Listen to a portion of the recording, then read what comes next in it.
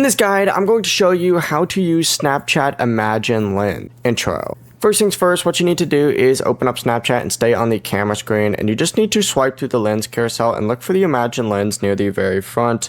Just keep scrolling through and eventually you'll find it on here. But once you find it, you simply just need to go ahead and type in whatever you want. And you can also just swipe over and just go to this little AI tab. And then from here, you can hit create your own. And of course, type in your own prompt and then take a picture, and it does the exact same thing.